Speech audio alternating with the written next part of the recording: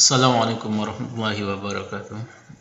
Pada pertemuan yang ke-13 ini kita akan membahas mengenai pembangkit listrik tenaga surya. Secara umum, untuk mendapatkan sinyal ataupun energi dari matahari, kita membutuhkan panel sel surya. Secara kimiawi, ini mungkin bisa dilihat bagaimana sistem dari proses konversi sinar menjadi energi. Namun secara umum kita bisa melihat bahwa panel sel surya ini membutuhkan sinar. Jadi di sini butuh sinar, bukan panas. Kemudian modul ini akan menghasilkan tegangan dalam bentuk DC. Jadi bukan AC. Nah, DC bisa disimpan ke dalam bentuk baterai. Jadi ini akan disimpan ke baterai. Namun secara umum sinyal matahari ini akan tidak stabil. Artinya terkadang nanti ada terang, ada gelap, atau ada awan yang membatasi sehingga modul ini tidak mampu atau tidak bisa menyerap sinar matahari secara maksimum. Sehingga dibutuhkan semacam kontrol untuk mengatur bagaimana tegangan ini bisa terisi di baterai. Artinya kalau tegangan baterai 12 volt sementara tegangan dari sini 8 volt, maka arus tidak akan masuk ke baterai. Tetapi kalau arusnya di sini atau tegangan di sini lebih dari 12, ya lebih besar dari 12, maka baterai akan diisi. Nah, di sini akan terjadi namanya penyimpanan muatan. Jadi baterai ini yang dia simpan adalah tegangan atau arus dalam bentuk DC. Jadi DC bisa langsung dipakai untuk tegangan DC, sementara untuk AC butuh suatu rangkaian konversi berupa inverter. Oke. Nah, secara umum panel ini juga memiliki spesifikasi, namun keumuman penggunaan dari tegangan ataupun spesifikasi dari rangkaian ini yang perlu kita perhatikan adalah tegangan maksimum dia, kemudian arus maksimum. Nah, di sisi lain kita bisa mengukur pada saat dia terbuka. Jadi untuk terbuka itu akan mendapatkan tegangan maksimum sekitar 21 volt dan arus 6,2 ampere. Jadi arus yang dikeluarkan dari sistem ini sebesar lebih kurang 6 ampere kalau spesifikasi dari panel diproduksi oleh SunPower ini. Artinya untuk mendesain nanti perlu diperhatikan jenis dan ukuran kabel, mengingat 6 ampere ini adalah sebuah arus yang sangat besar. Oke, kalau satu bagian kecil ini kita katakan adalah sel. Kemudian kumpulan dari beberapa sel ini akan membuat ataupun membentuk satu modul. Dari satu modul ini akan terbentuk satu panel. Jadi di sini bisa kita lihat nanti ada satu bagian di sini. Ini adalah modul. Kemudian kumpulan dari beberapa modul ini menjadi satu panel. Nah, kumpulan dari beberapa panel ini akan disusun menjadi suatu array. Jadi ini adalah kombinasi dari beberapa sel sehingga membentuk modul, panel, dan array. Selanjutnya secara grafik kita bisa melihat bahwa panel sel surya ini memiliki tegangan arus maksimum dan tegangan maksimum. Jadi di sini akan menghasilkan nanti maksimum power point. Artinya ketika berada di titik ini akan menghasilkan daya paling maksimum. Artinya kalau di sini arusnya 0, ini arusnya maksimum. Tegangan di sini 0, ini tegangan maksimum. Jadi ketika tegangan sama dengan 0, maka arusnya akan berada di titik tertinggi. Begitu juga ketika tegangan atau arusnya di sini 0, akan menghasilkan tegangan maksimum. Jadi di sini nanti ada tegangan open circuit, kemudian ada arus pada saat hubung singkat. Oke. Solar panel sistem ini bisa disimulasikan dengan metode untuk mencari nilai maksimum power point. Jadi ini maksimum power point tracking digunakan untuk menggerakkan MOSFET ini. Jadi sistem karena sinar matahari ini tidak stabil, sehingga kita butuh suatu metode. Artinya ketika dia maksimum kita isi, kalau tidak kita coba stabilkan. Nah, ini menggunakan Bose converter. Ini ada induktor. Jadi ketika nanti kurang, duty cycle-nya ini akan diatur.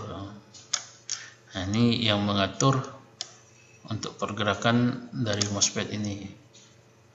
Parameter yang diukur itu adalah arus. Jadi ketika ini arus, kemudian ini tegangan. Jadi antara arus dan tegangan ini akan dibandingkan sesuai dengan pola di sini. Artinya maksimum itu berada di sini, sehingga arus dan tegangan ini cari yang mana yang paling maksimum, baru bekerja di sini. Oke, jadi di sini ada konsep Bose converter. Nah, ada beberapa metode lain, bisa juga digunakan metode PWM. Ada metode PWM.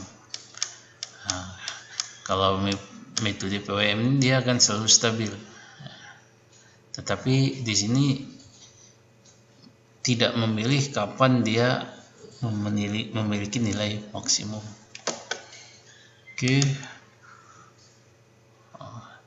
Secara umum komponen dari sistem ini ada sinar matahari, kemudian panel sel surya, pengkondisian sinyal. Nah, kemudian setelah dikondisikan, disimpan. Nah, habis itu bisa saja diambil dan didistribusikan. Kalau dia nanti bisa untuk beban atau langsung ke jaringan. Nah, solar panel charger itu secara gambar bisa kita lihat di sini. Ini adalah solar yang tadi, ini baterai, ini beban. Jadi nanti dari panel sel surya itu ada dua kabel, satu yang positif, satu yang negatif. Nah, ini yang positif pasang kemari, yang negatif kita pasangkan kemari. Nah, sama seperti ini. Nah, kalau ini metode MPPT. Kalau untuk beban yang DC kita bisa langsung menggunakan pasang seperti ini. Namun kalau tidak, kita butuh inverter. Nah, jadi ada inverter di sini, sehingga output dari inverter ini nanti akan menghasilkan gelombang atau arus bolak-balik. Oke, yang ini yang agak sedikit lebih penting, bagaimana kita menghubungkan beberapa sel surya menjadi array. Misalkan kita membutuhkan suatu tegangan yang lebih besar dari 12. Nah, katakanlah seperti ini, kita menghubungkan 3 buah panel sel surya dengan spesifikasi arus yang tetap, tetapi tegangan yang berbeda. Maka ini sama seperti kita menghubungkan ada sebuah baterai seperti ini. Oke, ada sebuah baterai. Nah, jadi kalau kita hubungkan secara seri, maka tegangan dia akan menjadi lebih besar dari sini kemari. Jadi ini misalkan tegangan A, ini tegangan B. Atau jadi kalau kita ukur dari sini kemari, ini ada 6, berarti ada sekitar 18 volt. Nah, arus bagaimana? Ya, arusnya ini akan sama. Jadi kalau di sini 3 ampere, di sini 3 ampere, maka ini sama seperti sebuah pipa dialiri oleh arus. Nah, kalau di sini 3 ampere, maka di sini juga 3, di sini juga 3. Jadi pada saat kita menghubungkan sel surya dengan metode seri, dia akan menaikkan tegangan. Nah, bagaimana kalau tegangan dan arusnya berbeda? Nah, sama seperti ini. Nah, ini konsepnya sama seperti yang tadi. Jadi di sini kalau tegangannya berbeda ya tinggal ditambah. Tambah tegangan, jadi ini 9 tambah 7 tambah 5 sekitar 21 volt, kemudian ini 3 ampere. Oke. Kalau misalkan konsep tegangan itu berbeda dan arus juga berbeda, ini sama seperti ini. Oke.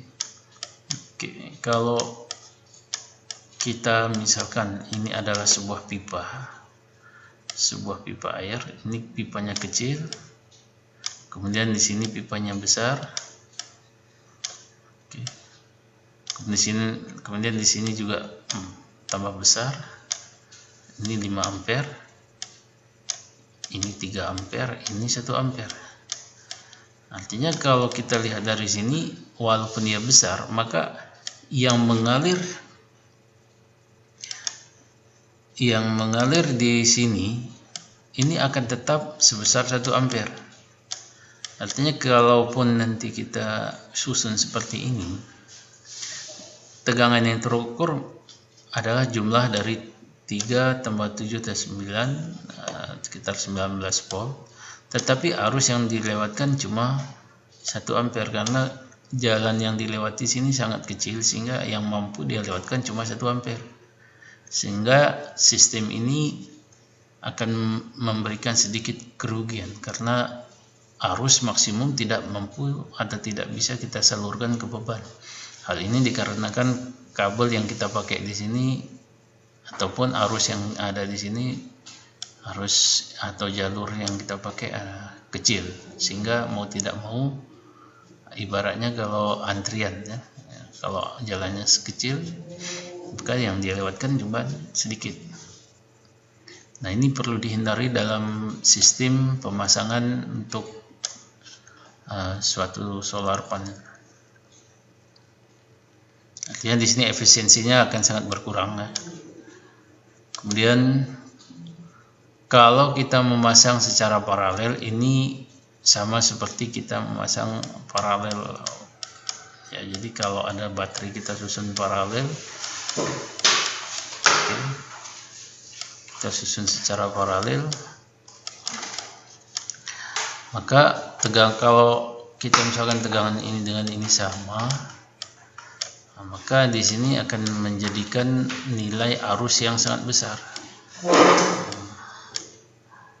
Sehingga kalau kita misalkan ini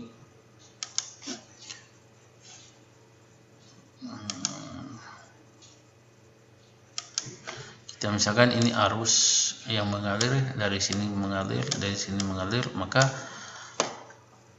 jumlah arus ini 3 ampere, ini 3 ampere, 3 ampere, berarti yang dapat kita lihat di sini akan menjadi jumlah dari ketiga arus ini, berarti 3 tambah 3 tambah 3 sekitar 9 ampere. Namun tegangannya akan sama seperti tegangan yang terukur di masing-masing panel sel surya. Berbeda jika spesifikasi panel sel surya ini memiliki tegangan yang berbeda. Nah, misalkan seperti ini, bagaimana dengan tegangannya 3 volt, 7 volt, 9 volt, sementara arusnya juga akan berbeda. Nah, ini sama juga seperti yang tadi, seperti ini. Jadi kalau ada 3 buah kita misalkan,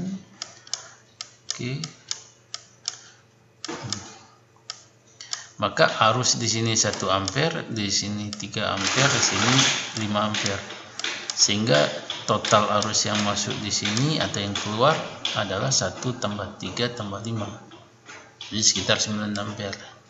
Namun tegangan akan mengacu kepada tegangan yang terendah. Jadi kalau di sini tegangan 7 volt, ini 9 volt, ini 3. Jadi di sini yang terukur nanti akan muncul 3 volt. Jadi di sini sistem memiliki kerugian. Jadi di sini akan mengikuti atau menyesuaikan dengan tegangan yang paling terendah.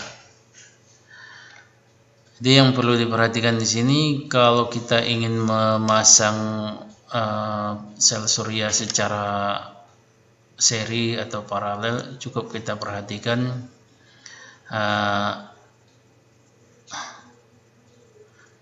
karakteristik dari masing-masing. Kalau misalkan kita susun secara paralel, berarti kita ingin menaikkan arus. Sementara untuk seri kita ingin menaikkan dari sisi tegangan. Jadi kalau kita ingin menyusun apakah seri, paralel, atau campuran, itu sesuai dengan kebutuhan dari keinginan yang akan kita desain. Jadi bukan tergantung dari apakah harus seri atau paralel, tapi kebutuhan. Jika kita membutuhkan misalkan 24 volt dari satu panel itu 12 volt, maka kita susun secara seri. Atau kita menginginkan arus yang lebih besar, tegangannya tetap, arus yang lebih besar, kita susun secara paralel. Oke, baik, terima kasih. Assalamualaikum warahmatullahi wabarakatuh.